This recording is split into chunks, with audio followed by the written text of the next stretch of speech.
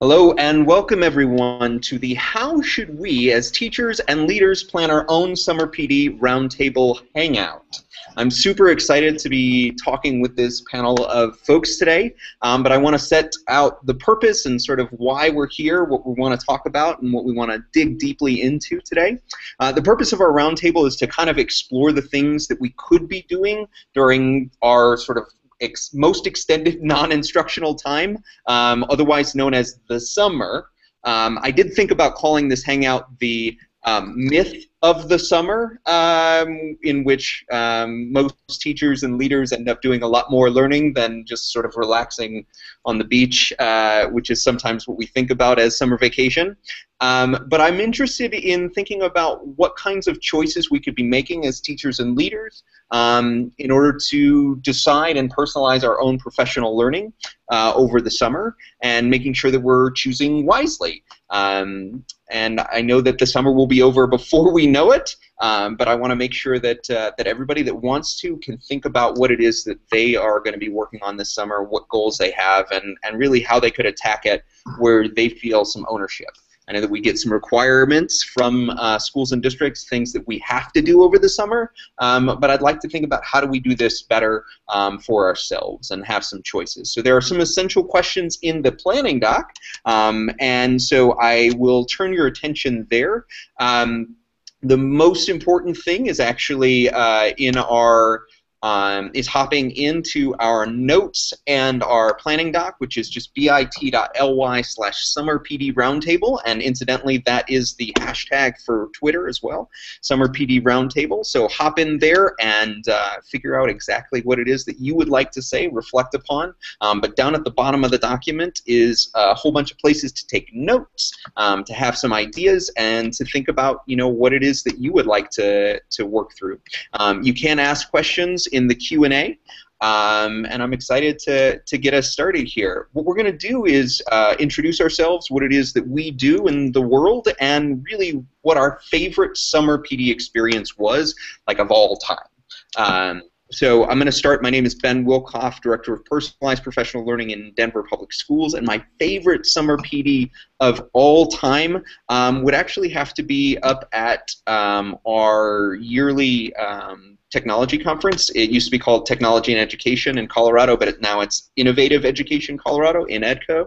And the people that I meet, because we go up to the mountains, and it's like this crazy space where you're like, oh, and now I'm learning in the mountains, and that to me is actually, like, the space is really important to me, and so making that a larger part of my summer, as much as I can spend in the mountains, is super important. And if there are smart people who are challenging me up there too, well, that's kind of helpful as well.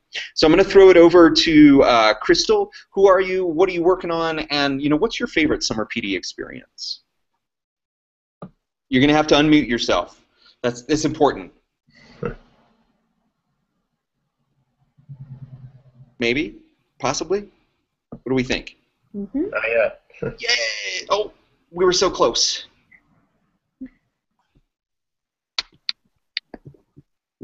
How about Debbie? Debbie, what are you doing? Oh, Crystal, you got it! You got it! I'm Debbie Jacoby. I am in San Francisco. I am an educator leader. I work with the greater Bay Area Jewish community in consulting and coaching ways. I've organized 2 EdCamp, JEDCamps out here in the Bay Area. And I'm working a lot on connecting all the disparate communities and having lots of fun with it. So I'm all about that all of our good learning should be fun. So one of my more favorite PD summer experiences, I would say, has got to be up at camp with other camp educators and just using the space of camp, where I get to feel, again, like I am a young kid in a camper while both stretching my brain and my physical muscles as well. So I like that idea of learning as camp, and I know that a number of opportunities around the nation and even the world are based on this idea of camp and summer camp. I'd love to think about what are those essential elements of camp that make the learning experience both fun and sort of engaging and like experiential, which is a lot of what we think about when we think about camp and summer experiences. So I want to come back to that for sure. Thank you so much for joining us. Crystal, what do you got?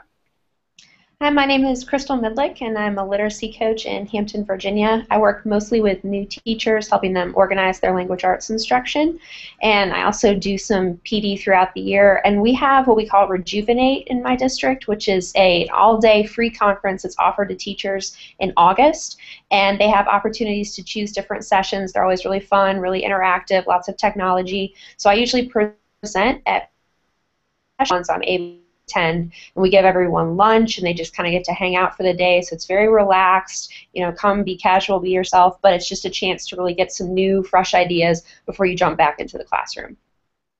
So I'm intrigued by the idea that you're calling it Rejuvenate, right? That you're specifically targeting this idea that there is something that is draining about the school year and something that is specifically that we need to rejuvenate. Yes. So I want to think about that, like that we are rejuvenating one another. Like, what is that thing that brings us together and lets us be recharged, and why we need that and those kinds of things. I'd love to hear from Scott. Where are you in the world? What are you working on? And what's your favorite PD experience over the summer? Howdy, thanks for inviting me to be part of this. I'm at the Loomis Chaffee School, which is a 9 through 12 independent school in Connecticut, just north of Hartford. My role is title is officially the Director of the Kravis Center for Excellence in Teaching. As I coordinate all the on-campus professional development and do training with our faculty in an ongoing fashion throughout the school year. My favorite summer PD, I think there's a couple of them. I don't know if I have the most favoritist. I'll give you a couple of them that are always things I look forward to.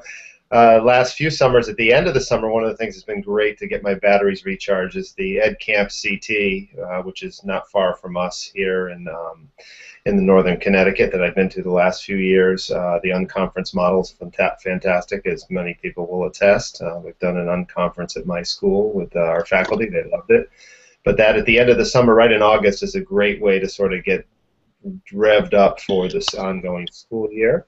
The other most exciting PD I think I did was last summer when I spent, was it 3 or 4 weeks out in California at Santa Barbara with Judy Willis at a Learning in the Brain conference for, again, 3 weeks with fellow educators learning all about the neurobiology and neuroscience and learning and the brain stuff. So that was personally very exciting and great professional development. But I'm also, the last thing is, I'm pretty active on Twitter, and we're starting this summer a summer book club through the TABS chat. TABS is the Association of Boarding Schools, and so we've decided to try a virtual PD this summer by having a book every month that we're going to read and get together and talk about. And hopefully next Wednesday we'll see if it launches and goes well. So I'm intrigued by your thoughts around how you do sort of virtual chats and why that is a mode that is sort of working well for you or that you're interested to experiment with. But I'm also excited about the idea that you're sort of very specifically looking at your own cohort, right? Like you're looking at boarding schools, you're looking at folks who would be sort of like your environment and thinking about how you are connecting up with those other places that can be insulated but don't have to be necessarily. So without further ado, I would like Brendan, would you introduce yourself, what you're thinking about, and whether or not you have had a great summer PD experience. Hi, everyone. My name is Brendan Murphy. I'm a technology integration and professional developer at a school district up in northern Illinois. I find it amazing that 3 of us here have worked at Ed Camps. I just came back from Ed Camp USA, which was a lot of fun. Very interesting to be in the Department of Education. Get invited there to talk about that kind of stuff, so that was great. My best PD, I've never worked in a district that's required PD over the summer. So it seems interesting that you have to do that. But I used to, when I first started teaching and I was single, I would throw a tent on the back of the motorcycle and just take off with a compass, and that was about it, not even a map. And I would stop every couple of days when my camera got full. And this is 2000, so before blogs, but I would sit down and I would stop at a Kinko's or something and take all the photos and write the story of what I had done through the last couple of days. And you know, there was no blog, so I had to learn a little HTML and put the code up there and put the pictures up there and write the story. And that was a lot of fun. And then I could bring it back in with my fourth graders. When I got back at the end of the summer, I had all these T-shirts from all these cities, and I'd give each group a T-shirt or tell them to pick a T-shirt, and they could figure out some information on that city and write stories about it. So for me, that was a really strong professional development. I love the idea of tents and making that like a part of the professional development experience. Like, what is this about a tent that would make me want to engage with my sort of fellow teachers and leaders? That to me is really interesting.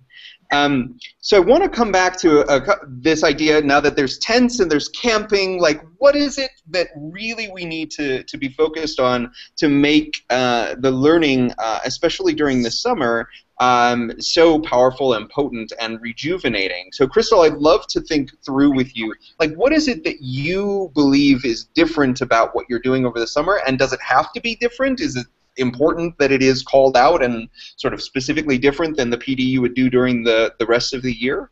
And I do want to, before you answer that question, make sure that if you are taking notes, please do put them into bit.ly/summerpdroundtable, and hopefully we'll get a good doc going there for people who are watching this after the fact as well. So Crystal, what do you think? I think a lot of it has to do with adult learning theory and just the fact that adults need to have choice, but then they also need to know that whatever they're pursuing with PD is going to be immediately applicable. So I think that's one thing about Rejuvenate, is we always make sure that the sessions are something that teachers can immediately use when they go back in the classroom. Otherwise, I think they sort of lose that motivation, like, why would I do this if it's not going to be helpful for me? And they usually wait until August so that they have a little bit of that time to recharge. So I think that's where the idea of Rejuvenate came from. It's just that knowing the end of the school year, it is a lot of work for teachers, and they kind of need a chance to take a break, recharge their batteries a little bit, and then by August you're really starting to think about, what do I want to change? You've had a chance to reflect, you've had some time to look at your past year and decide, what do you need now to move forward and to improve even more for the next school year. And so by really, I would say, coming back and thinking to yourself, there is some level of reflection there that is required. And I wonder about just how much reflection we are able to do within that setting. How much are we able to think about the year itself and to continue to iterate. I'm interested, Debbie, your thoughts about how do you make that fun, that reflecting process fun, because it isn't always fun. Yeah. You know, how do you make that work?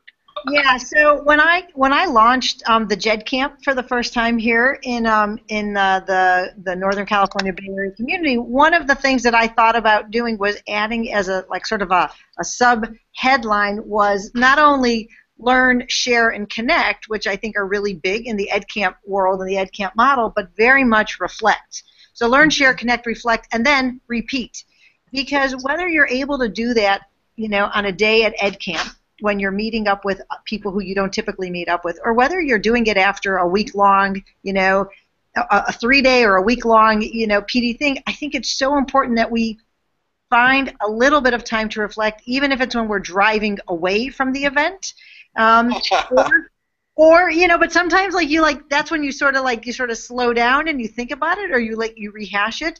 But one of the things that Crystal said about, and I totally hear this all the time, educators saying, well, if I can't bring that into the class immediately, I don't want to engage with it. I don't want to learn it.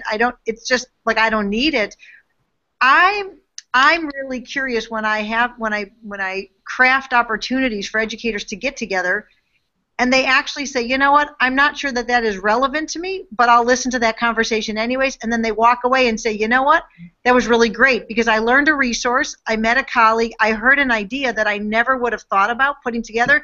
Now how do I take that and actually make it relevant for me? So something that didn't immediately sound like it was relevant to my particular needs as a teacher, now I've walked away and I thought, So I think sometimes that reflection actually just happens in the moment when you're hearing other educators talk about how they do something or what they've done, which is why I do like the learn, share, connect, reflect, and then do it again, because then right away when I can share what I've just learned with another educator and say, oh my gosh, this is crazy, I never thought that this would be interesting to me, but I was able to take away from it, and here's what I'm going to try, come fall I'm going to try it, then I think that cycle starts all over again. And I like your thinking around how that becomes a cycle and where you're actually sort of preparing for it and that you're engaged in it as a part of the process. I mean, that also makes me think about one of the questions that just came in here around, so how do you make that work within your own school? How do you make that something that is powerful not only for sort of the people that are choosing to take part in it, but thinking about how do you organize it for the people that you work with every day, right? The people, not just the people that you would come together for a special event or a camp or something like that. How do you do that for people who do it every day? And so Jackie asked about, can anyone share how they set up the Ed Camp just for their own school? Did it work for everyone not to have everything sort of set up ahead of time? How do you make that work where choice is a larger component? Do you feel like during the summer we have more choice and that's like something that people will allow for more? And I think, I think, Scott, you had some thoughts around that. Yeah, we did. It wasn't an official Ed Camp, obviously. We did in the winter when we come back from winter break, we have a full faculty professional development day. And fortuitously this year, the speaker that had been slated for the professional development was not able to make it. So in the 11th hour, my dean of faculty said, geez, do you have any ideas for something we could do? And I had been waiting for this moment for a while and said, I certainly do, actually. I think we should do an unconference and have our faculty design the agenda and have all the choice and lead everything and run it. And he was excited about it. Had do some convincing of the head of school to have everybody come back for a professional development day that had no agenda. It was a little risky, and I said, don't worry, I have faith that we can pull it off. And then as far as the groundwork, there was none of my faculty in our faculty had actually attended an Ed Camp. I was shocked, but none of them had been to an unconference or anything. So this was starting from ground zero. And I had done some legwork on the before break. I send out a weekly missive with some interesting finds that I run across over the course of the week, and I did some prep work on what an unconference was and gave them some background. And then I actually tapped a few people who I knew had some things that they could do in sessions and asked them ahead of time if they wouldn't mind stepping up. And so I had the schedule a little pre-populated with a few sessions, but maybe 15-20% at the most, and then the rest of it really was an open slate, very much like the Ed Camp model, and people filled it up and had a great time learning from one another, and it went well, and to the point where they want to do it every year in the winter time. Beginning of the year we talked about whether it should be in the fall, but people haven't, especially for the new faculty, they haven't sort of gotten their feet wet yet, so they don't even necessarily know what they don't know or know what they want to learn about. Winter is still early enough in the year that there's still plenty of the year in front of you that you can incorporate something new immediately. So the timing seemed to work out well, and it was quite fortuitous that we had somebody unable to make it in the winter, and we were able to give it a go. So, So I think there are a couple of things there that are really important. One is that you seeded the conversation a little bit. You actually asked some people to participate, and I think a lot of times that's actually all that we need, is just to be asked. would you do this or talk about this amazing thing that you've been working on? Are you, are you able to then share? And by asking them and sort of saying, hey, I'm going to put a few things here, you can still leave it mostly unplanned and allow for serendipity to kind of take over there. But I think there's something important that you actually, as a leader, said that it was going to be unplanned, and that it was going to be something that you were going to leave mostly open. Mm-hmm. So, but I think that you had some balance there. I'm intrigued, Brendan, because you went to EdCamp USA. How did you see the sort of the unplanned versus planned aspect of what I guess for a lot of folks on the East Coast isn't quite summer PD, but still has that feel of like end of the year going into summer PD? I love the EdCamp model, and I love the teachers teaching teachers. We've actually had teachers at our school asking to do that.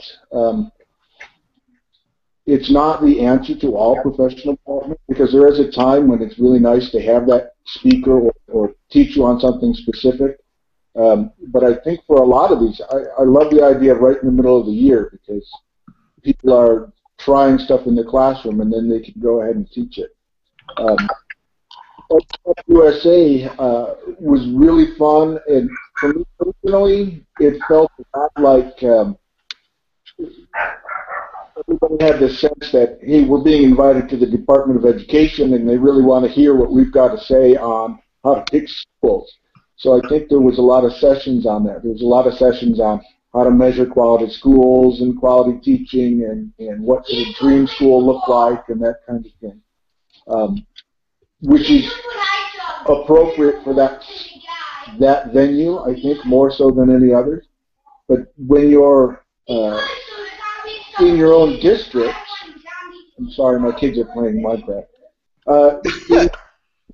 So I just want to call out right now that summer PD involves children, right? Like our ability to engage with one another as adults also probably involves our children in some capacity, right? Like they are either in the background or we are working on getting them to a different kind of camp. Like this is all okay, right? We are engaged in that somehow. So Brandon, any last thoughts on what made sort of the EdCamp USA a powerful experience? I think, well, in the school year, Crystal said that, hey, I want stuff that I can take back to my classroom right now, because I'm teaching right now.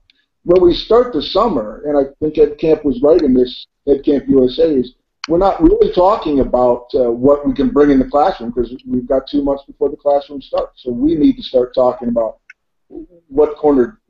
that's an appropriate time to talk about what do I want it to look like, or the policy thoughts or the pedagogy thoughts that we don't have enough time to think about during the year.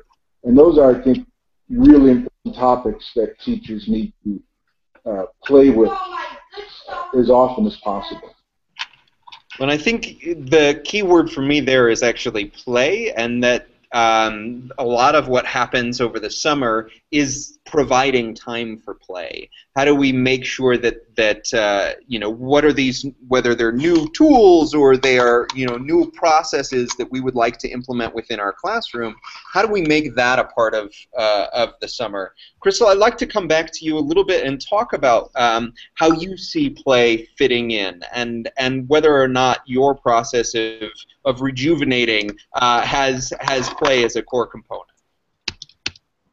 I think that was like an official PD experience, but for me, during the summer, I think that's my opportunity for personal PD, that I can really choose what I want to do. So this summer, I'm actually going to Germany for a diversity in German education seminar.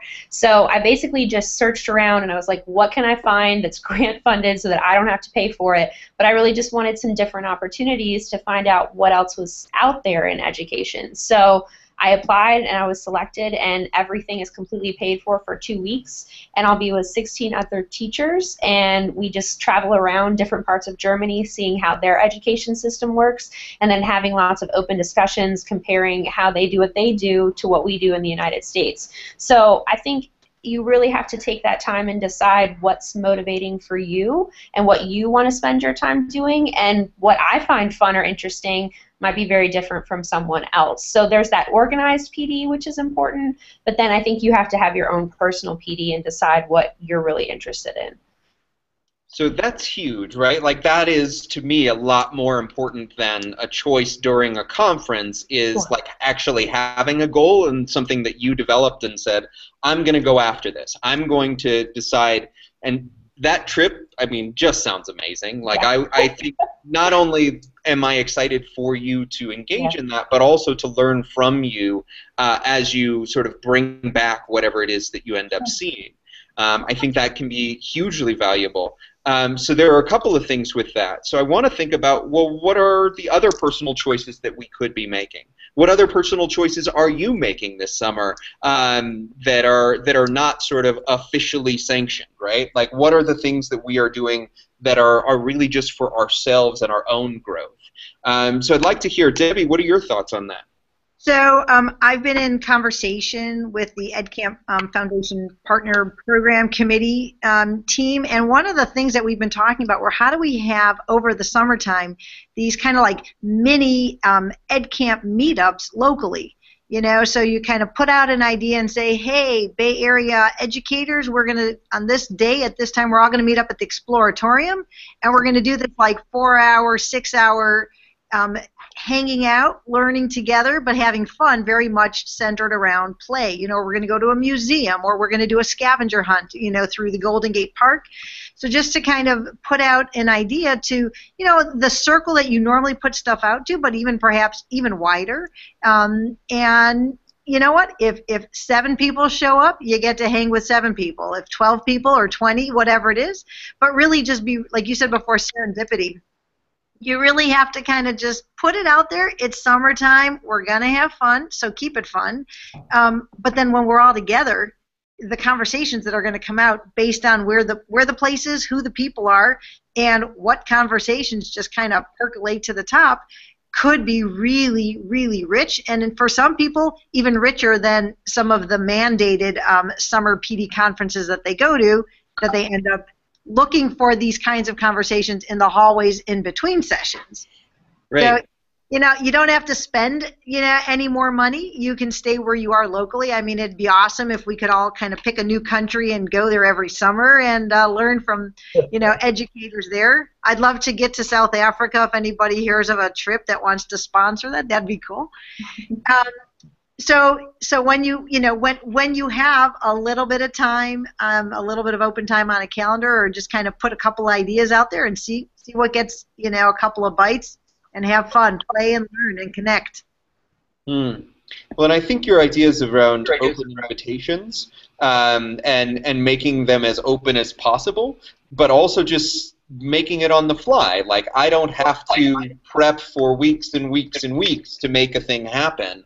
I can send it out the week before or 2 weeks before, and the fact that people show up and want to engage in this conversation can be just as powerful as trying to organize something maybe a little bit more official or something like that. And I love the idea of making PD less event-like.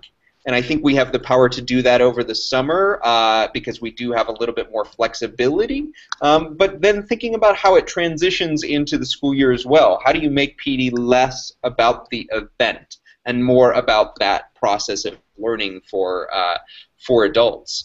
You know, so I want to come back a little bit to the idea of what responsibility do we have to share what we are learning over the summer.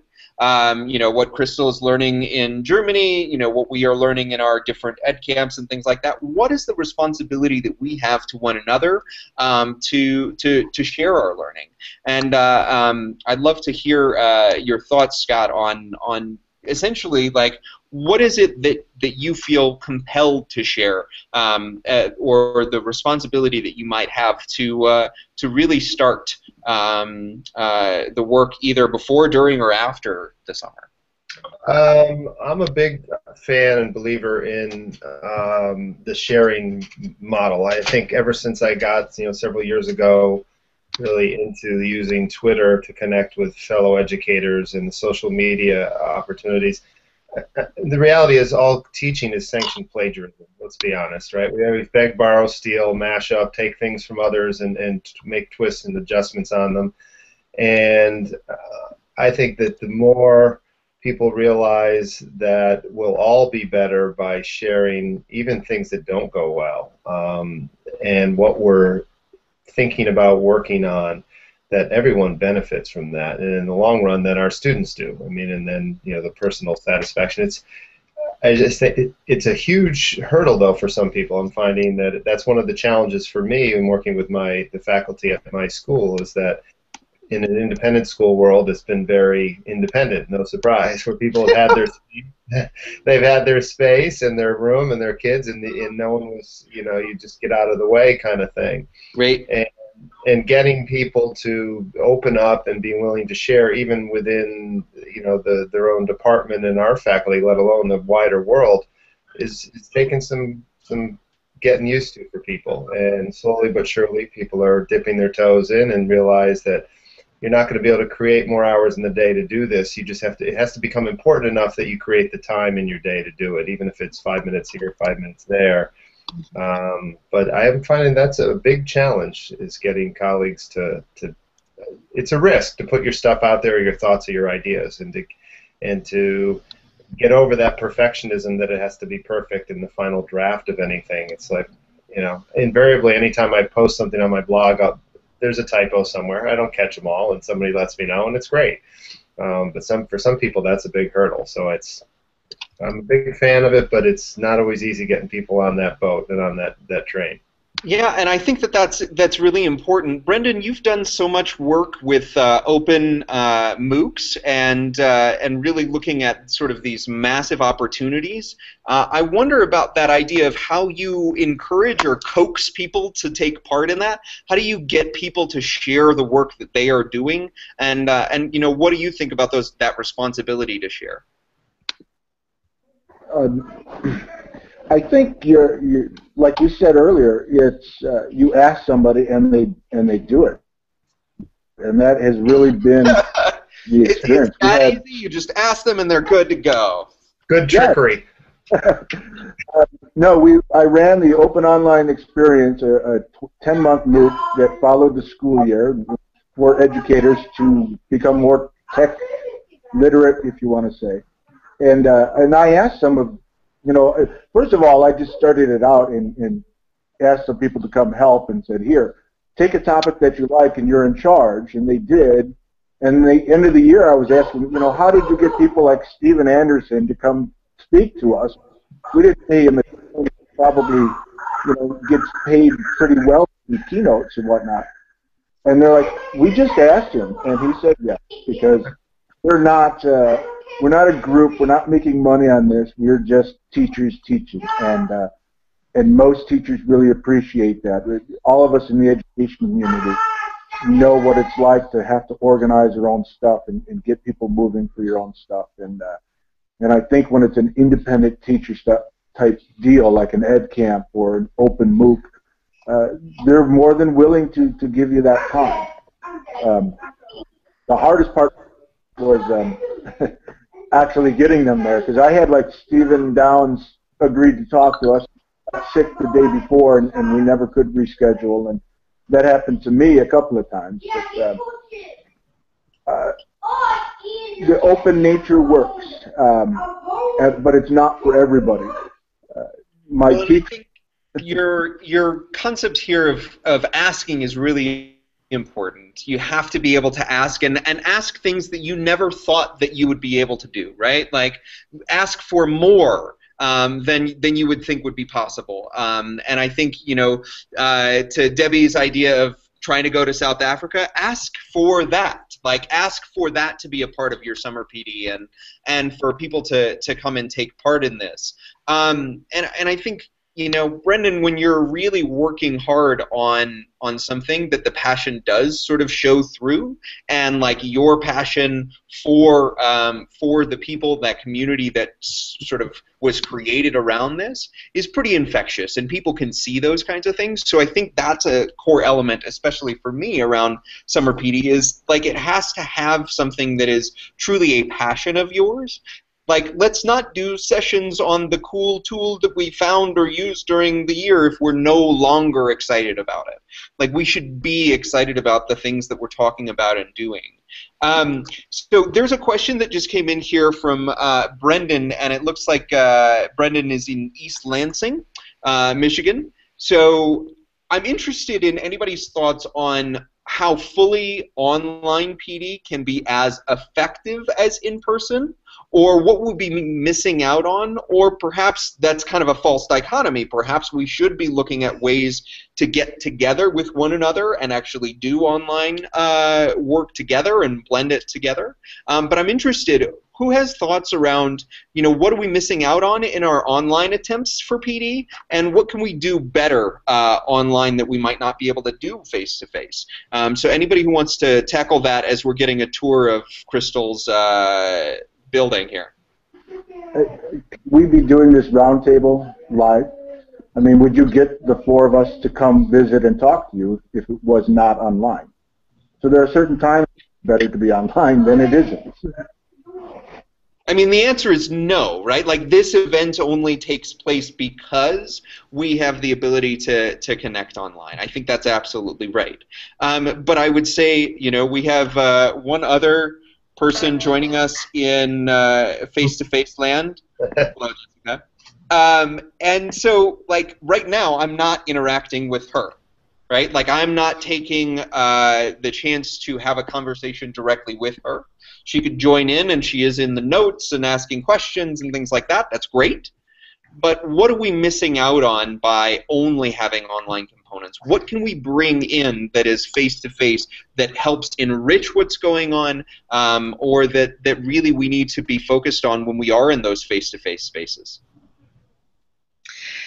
I don't know that I have a direct answer, but one experience that I've had repeatedly, and I'd be curious if others have had this as well, is that once I've had an on-air, or a virtual interaction with other educators, when I have an opportunity to meet them face to face, even if it's not at ISTE, and I say like, oh my God, you look just like your avatar, that is so cool, I recognize you. But even if I'm traveling and there's somebody that I connect with on Twitter but have never met, but I'm in their city and I say, hey, you want to meet up for coffee? I find that when we do meet up in person, that it's like so much more natural and comfortable, and I can kind of like go deeper than I would if that would have been my first time meeting them face to face. And it is my first time meeting them face to face, but the virtual connections have really sort of let me kind of jump to the next level of communication and deeper communications. And we know that we already have all these like overlapping interests and passions. So, I don't think, and Brendan, you said this before, there is no one way to do any of it, but I think that they're all good options, and I think that mixing it up, in person and virtual, but just having something available. And if you can't get in person for whatever reason, if the district doesn't have money for PD, or your schedule doesn't allow you to travel, get online, and do this, see people. I've had conversations with people in all these different countries, and it's like, this is so cool. And we're just like kids, where we take our webcam and we point it out the window, and I say, look at my skyline, and they go, look at my ocean, and I'm like, yes, and this is, yeah. So there is some of that also, that playfulness and that connection. And again, I don't want to say that one is better than the other. I just think that we have lots of opportunities. Here, yeah. Last little example is my soon-to-be 89-year-old dad just came out of surgery in Israel, and my sister, who just got on a plane from Cleveland, she took FaceTime into the recovery room, and I'm seeing him as he's getting out, right? And it's like, okay, I can't be there, but that was about as close as I could get to him, and that, so if we could do that in our own personal lives, we can do it in our professional lives, and it really works. So there are two important things there. I mean, the important piece of being where you could not be otherwise, right? Like taking part in something that you would not otherwise have an opportunity to do. Come on in. And so that to me is really important in thinking about what it is that we can do in the summer that we wouldn't be able to do otherwise, right? Like, obviously it's thinking big and all of those kinds of things. But I also like this idea that we could deepen the online conversation when we meet each other face to face, and that perhaps we could start something online that we then culminate in some face-to-face experience. I think about the Google Teacher Academies as a really great example of this. They do all of this prep work, and if anybody has had that great experience of doing that, you get to be a part of a cohort. You start collaborating from the moment you get in on whether it's through email or through chats or through Twitter or something like that. And then by the time you actually get there, you already know them. You already are a part of the community, and then it becomes just about deepening the connection and not about, like, who are you and where are you from? Because I think that some of those things we can expand upon. So hopefully, Brandon, we answered some of your thoughts, and to me that's going to be really important. So Peggy George has put in a couple of different things, but really specifically thinking about Dean's presentation from the K-12 online conference, where he was actually thinking about sharing as a moral imperative. And I know that actually came up a number of times at Camp USA. A number of people talking about how it is really important to share. But one of the things that I've run into a number of different times, and Paul Bogish wrote a great article about this, about EdCamp USA, is actually that there weren't very many teachers who were sharing. It was all of the people that have left the classroom that are sharing the things that are sort of going on or what they were doing in the classroom, and I am no exception. I'm no longer a 7th and 8th grade language arts teacher.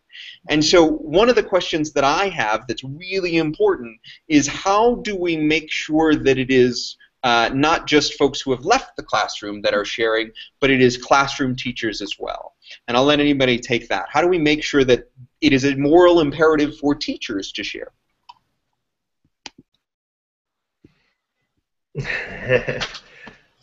I'll start. I'll throw something out there. I think it helps me. I still teach in the classroom as part of my job, so I'm there. I have not lost touch with my colleagues directly from that point of view. I also think that. Yeah, I love the blended roles and thinking about how we are teachers. And obviously, my classroom looks a little bit different now, being more focused on adults. But to me, that's really important that you still have that connection to students in the classroom as well. So tell me a little bit more about what you're thinking. Yeah, so all of our administrators, well, not all of them, but the vast majority of them also still teach. It's part of our sort of philosophy. They stay with their feet in the classroom so they don't lose touch of what's going on, whether that's the dean of faculty or the deans of students. Even the head of school teaches a history course. But I think part of it is role modeling, doing and helping, and the question, I think Brendan mentioned it too, and asking people to do it. It never hurts to people like being asked to do something, and using a little, as I always say, trickery, to say, can you do me a favor? And people are usually wise enough or unwise enough to say sure, and then as soon as you got the hook in them, you can reel them in and say, could you do me a favor in that thing I saw you doing in class? Could you share it, write up a blog post that I can put on my blog, or let's tweet it out, or figure out a way to share it to others. First of all, they're very flattered that you want them to share something that they've been working on and they're passionate about. But sometimes that's all it takes to get people into that mode, is to be doing it ourselves and then sort of asking them to share it out with others and help facilitate that. Because for some people, that they don't know how. How am I going to share that with others? Or, can you send that to me, and do you mind if I share it out? And then people start to say, oh, I could do this, and why, I don't necessarily need you to do it. And so you can sort of lead them down that path, and then the gradual release of responsibility, like we do with our students, and then say, why don't you start your own blog, or why don't you join this Twitter conversation we're having, and not just send me questions that I'm posing for people. Why don't you get online and jump in? So I think there's a little bit of different tactics depending on your audience.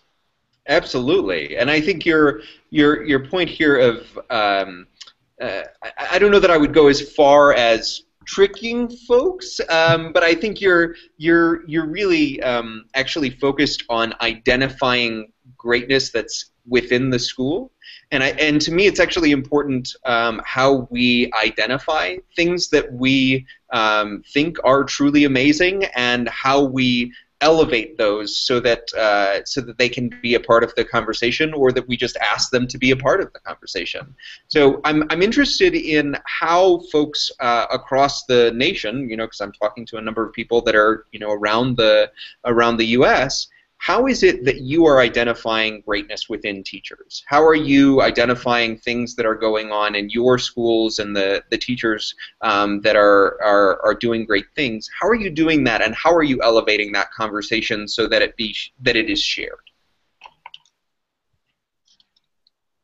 I think it helps when there is a culture of collaboration in place. I know that my district, we use PLCs and CLTs regularly. So we have grade levels that meet, we have virtual teams that meet. So there's already this culture embedded that we're all coming together to share and to, celebrate successes, but then also look at maybe areas of improvement. So if that culture exists and if it's encouraged by leaders and teachers, I think that makes people more willing to share and willing to discuss. And that way, if there is something that's working, it can be celebrated and hopefully replicated. And that's a great place to share a PD opportunity or a book that you're reading or an article that you found or something that you got off of Twitter.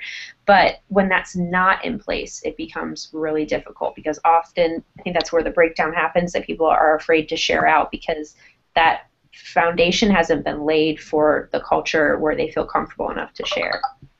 I think that idea of trust, like how are we building trust amongst teachers and amongst ourselves, and especially as we try and encourage collaboration, I think that that's actually pretty huge. Mm-hmm. Other thoughts on that? How do we identify greatness? As a teacher, what we do in the classroom, and it's been a while for me too, but I try and get in there as often as possible. The lessons that we've designed never go as well as we wanted them to, and so I think we're a little ashamed of our classroom, even though we may be doing good things. They're not as good as we hope. So the idea that I'm sharing, like the lesson I worked so hard on with the curriculum director and then we did in freshman seminar, was horrible as far as I was concerned. But people thought it was a really good lesson, and I think our teachers need to be encouraged for that. And one thing I try to do is, when I go in the classroom, I take pictures of the kids, what they're doing, the teachers, what they're doing in the halls, and I write just this little blog post and it's mostly for my own teachers, of what other teachers are doing in the school that is just cool. And I think that encourages. I get a lot of responses privately from teachers going, well, thank you for sharing what I did in the classroom. I never really thought of it that way, or I never realized people were doing so many cool things in the classroom. So I think that's one way, at least, that I try to encourage teachers. Well, and I think that's actually really valuable. Is by telling the story, right? Like, we have some really great stories to tell of our own experiences, whether that's in our own summer PD that we've been really excited about, but having the story to tell. And if we do nothing else with our summer PD or choosing our own adventure throughout the summer, if we tell our own story of what happened this past year, we reflect and rejuvenate with one another, I think that's pretty compelling and pretty powerful. And I'd like to sort of continue that work of telling the story. So we did have one other teacher who joined us over here in real life. Where do you teach, and what are you working on right now? I'm a new teacher, actually, so this is going to be my first year. Yeah. A new teacher, would you feel comfortable coming up here or no? No. Okay, so it's a new teacher in DPS for the very first time, very first year? Yeah. That's pretty amazing. And what subject?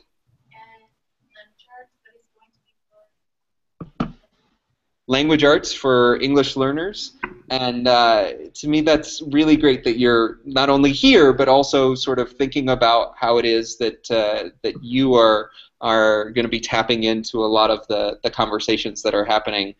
And so I won't ask you to share a story from your classroom, but I might next year, right? Next summer, that you might have a story that you would tell, and that would be something to reflect upon. So thank you so much for coming over. And so, you know, that to me is the way that I would like to kind of round out our conversation is, you know, what's the story that we should be telling to one another about the way in which we learn, about the way in which we learn over the summer and create fun and rejuvenate? What's the story that we should be telling? And I'm going to give everybody kind of a chance to give a final word. What's the story that you would want to tell to other teachers and that you would want teachers to tell to one another over the summer? And I'm gonna start with you, Scott. All right, I think my sort of standard or stock answer to that, or initial reaction, is comes back to our school's mission statement. And I think probably true of most schools' mission statements at some point, that we're trying to inspire in our students lifelong learning. And I say to my colleagues that that means we have to model that, and one of the best ways to do that is to be continuously looking for opportunities to learn and get better, and great teachers are made, not born, and therefore we need to work over the summer to improve our craft. And over the summer is the time when you don't have people telling you what you have to do and how you have to do it. So everyone likes choice, great dopamine booster to have choice and find things that are relevant, as have been mentioned by others. So I always tell people that you have to walk the walk and talk the talk. If we want our kids to be lifelong learners, then we need to model that just as much as I don't want a surgeon taking 3 months off during the year and not staying sharp if I'm going to go under the knife. That's something I've not really heard before, so I like that that you are modeling lifelong learning, and that to me is the story that is pretty compelling. What is the story of your lifelong learning, and to tell that to one another over the summer, I think can be pretty compelling. Brendan, what are your sort of final thoughts on what's the story we should be telling to one another? We need to take charge of our own learning, but we don't necessarily, I mean, just go out and do it. But things like Deb was suggesting earlier, these meetups at museums and whatnot, it's a lot of work to organize those, but why should we always have to be doing that? Say to your district, why can't the professional development coordinator organize something like that? They could even organize a guide to meet people there. Or I think our unions are really starting. I have some friends in the NEA in Washington, and they're like, you know, we need to be more involved with this professional development. We need to start leading this charge, being in charge of professional development. So ask your union representatives, hey, what do you have to offer us for PD? I want to do something on this. So we can do stuff, but we don't actually have to be doing all of the work. We can get help doing that, and more than if you ask. Well, and I think your thoughts around like actually the collaborative part of this, like we can trust each other to be great collaborators, and actually telling the story of collaboration and like what that collaboration can look like, and who you can go to collaborate. To me, that's a story worth telling. I'm going to go to Debbie next. What's the story that you want to be telling and that you want others to be telling this year? So I would definitely echo the personal role modeling and the lifelong learning. But the one thing that I often hear myself saying to others is we are all different kinds of learners. My learning experience has often been that I pull away a different meaning than anybody else in the room has, and then until I sort of make my way back into whatever was the mainstream understanding. But along the way, I've learned so many other things. So there's not one way to learn things, and there's not one way to take the meaning away from the learning experience. And to that end, one of the things that I try to do, it's a philosophy that I've I try, not always so successful, but every day I try to step just a little bit out of my comfort zone. And sometimes it's asking for something of somebody. Sometimes it's saying yes to somebody who's asked me.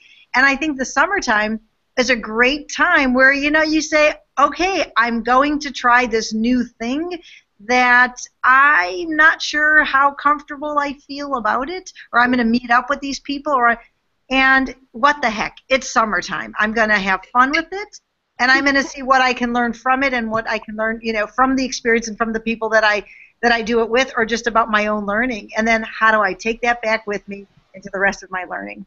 I love that. And I love the idea of stepping out of your comfort zone and telling that story too. Crystal, you've got the final word. What do you got? All right. I think my story would be about celebrating. I've noticed that a lot of teachers, they just struggle with looking at the positives. They so often go to what they're not doing well, or this focus on, well, this is where I failed, or this is where my kids didn't meet the benchmark. And all of coaching is just building on people's successes. So I think summer is a great time to stop and really reflect on what did go well, what can I celebrate, what are some successes that I had, and then build upon that. So, go in with a flip of your attitude maybe, instead of looking at what do I need to always get better at, well, what have I started to improve on that I can continue? So just kind of changing the mindset and helping people to realize that there are things to celebrate even if they think there aren't. Absolutely. And your thoughts around actually focusing on things that are going well, like, to me, that's something that we don't always do naturally. Like, we do think about, I want to be better, but let's actually think about what are the stories of success, what are those things that we can honor within our own experience that could provide us that sort of ongoing rejuvenation that keeps on going. I want to thank you guys so much for taking part in the roundtable. I do this for every roundtable that we host, but this is a challenge to everybody that is both on camera and off. You are now all connected. You have created something here, and it is your responsibility to connect over the summer, to actually do the work of personalizing your own PD, of making these connections stronger and deeper. And if you see each other in real life, then deepen those connections and to make those real. The last few thoughts that are in the Q&A I want to go through here. Peggy has done a great job, and a number of people have in the doc, of actually putting in a lot of online resources, recorded resources, events that are coming up, most of which are completely free. So definitely check those out. And if you have any other ones, put it in the doc, bit.ly/summerpdroundtable. And that document will exist forever. We do have a process by which you could reflect on this session and get a badge, or actually get some graduate credit no matter where you are in the nation. So there is a process to either watch the recordings of this one and then previous ones as well for graduate credit, and the links are right there. You can re-watch the recording of this and get to any of these resources just by clicking on the Q&A, and it'll take you right to the section where we were talking about these things. And if you would like to host your own roundtable, we've created this amazing, well, I don't want to say it's amazing. It's a form that allows you to create roundtables, and it's just bit.ly/create-roundtable. And I look forward to having everybody take part in the next one, which will be in 2 weeks. Thank you guys so much. Thank you. Thanks for hosting. Have a good day. Bye-bye. Bye.